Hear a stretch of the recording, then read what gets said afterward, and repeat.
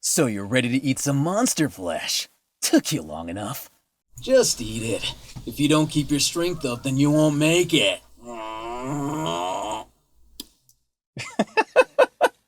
What a gremlin. An absolute goblin.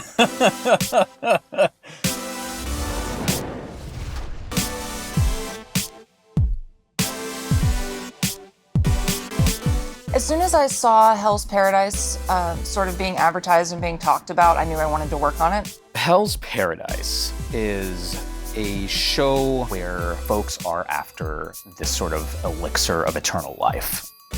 And if they can find that elixir, then they will be granted a pardon for their crimes. But only one of them can be pardoned, and if not, they will be killed by the Asaimon. The Asaimon are these samurai, and if they get out of line, the convict gets killed by the Asaimon. The Asaimon, the criminals, they all have their own thing going on, and then the Tensen also have their own thing going on. They're not at all concerned with this Elixir of Life stuff. They're only concerned with themselves. And it sort of centers around Gabimaru, who is a death row criminal who just wants to get back to his wife, and it's super wholesome. So it's a wholesome, ultra-violent. Yeah.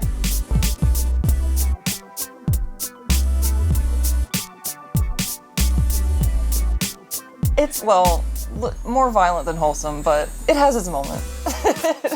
So Gabimaru is played by Alejandro Saab. I'm Alejandro Saab. I'm the voice of Gabimaru the Hollow in Hell's Paradise. I keep calling Gabimaru the murderer with a heart of gold.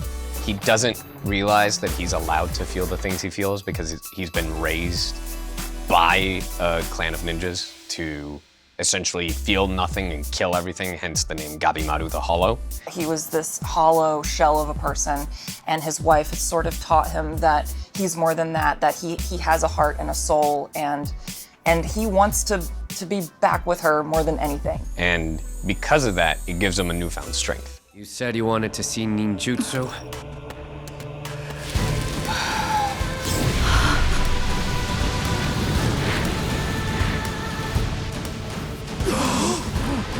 If this'll do, then let me show you. Ninpo Ascetic Blaze. So Nazi Tarsha plays Chobe. He's very good at these hot-headed characters, these super energetic, I guess, angry boys. If you don't keep your strength up, then you won't make it. My name is Nazi Tarsha, and I am the voice of Chobe in Hell's Paradise. Throughout the recording of Hell's Paradise, we've been kind of exploring the different aspects of Chobe, learning kind of just how ruthless a person he is, but also the sort of loyalty, the caring aspect, and just kind of finding the layers. I think it takes a really great actor with a nuanced performance to play a character like that, because it's about more than just being loud and shouting. You're puppets! I'll never let anybody tell me what to do. I'm just gonna do whatever the hell I want! The island, it's more than what it seems. So all they know about the island is that anyone who comes back is just sprouted into flowers and no longer a human. Once they get there, they realize it's inhabited by these beings called the Tensen. They are 7 people who each have a male and female form. So there's one actor for the male versions of the Tensen and one actor for the female versions of the Tensen. Hi, I'm Ian Sinclair. I play the Yang Tensen. Yang or Yang? We're gonna go with Yang because yin and yang, right? Yeah. Hi, I'm Ian Sinclair, and I play the Yang Tensen in Hell's Paradise. Both the yin and the Yang Tensen are 2 sides, male and female, of the same character. The Tensen? You mean those annoying things that can switch between male and female bodies?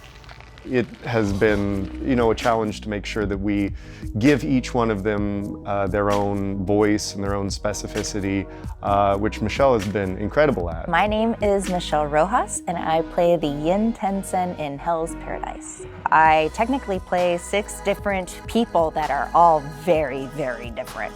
They all individually have their own personalities, the way that they speak. They all sort of have different emotions going on. It's actor catnip. I mean, if you have to tell me that I gotta come in and come up with 7 different tones and voices that are still the same voice, but different tones and different sections of a personality, and that's an actor's dream. It's so much fun. The very first time that they're introduced is in a very interesting way. It's slightly inappropriate. Let's listen to your reference from what we did in previous episodes when you showed up making out with yourself in a tree. It was really fun because from the very first recording when I came in, I was having to do one character and then immediately the other character in a very specific way. And Mike McFarland, the director, he's been really great at keeping us unified in how those characters are coming across for the audience. He gets really deep into the source material and wants to make sure that everything is super authentic but sounds as polished as possible. He'll get several takes to get it just right. We need to gather information. Find out what he knows. He has an image. He knows kind of like the overall project and what he is looking for out of a scene.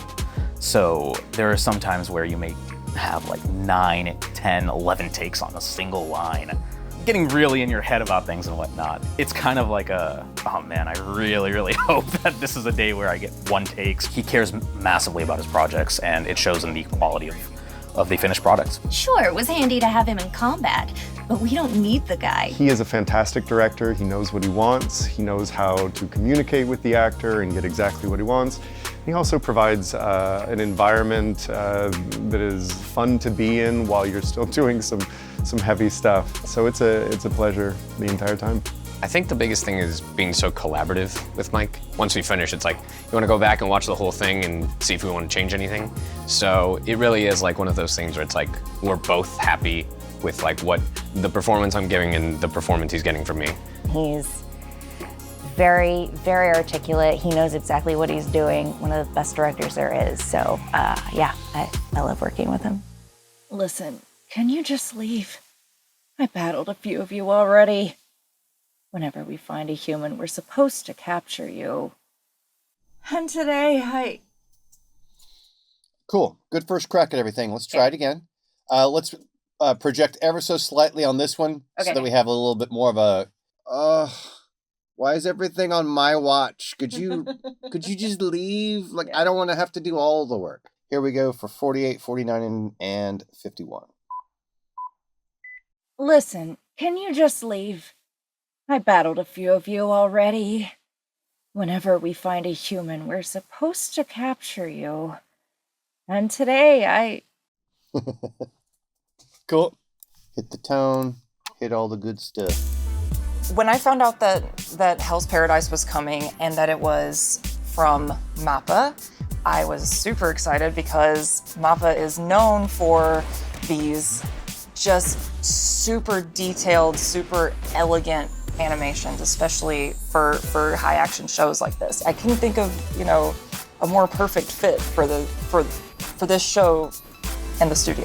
If you like action, if you like mystery, if you like something that's a little bit out of the box, definitely watch Hell's Paradise. If you're a fan of amazing action and fantastic animation, hop on board. It's a great show. With all the blood and fighting and how dark it can get, at the end of the day, it is just Gabimaru trying to get home. Really thinking about it, it's a story about growth and love. That's the way I perceive it, I don't know. Huge fan of the show. I think it is just expertly made. MAPPA, as usual, beautiful animation, and the voice acting and the direction is just, it's S tier. It's honestly, everyone's putting on their A game and it shows. Watch it, grow up, watch it, just do it. I'm just kidding.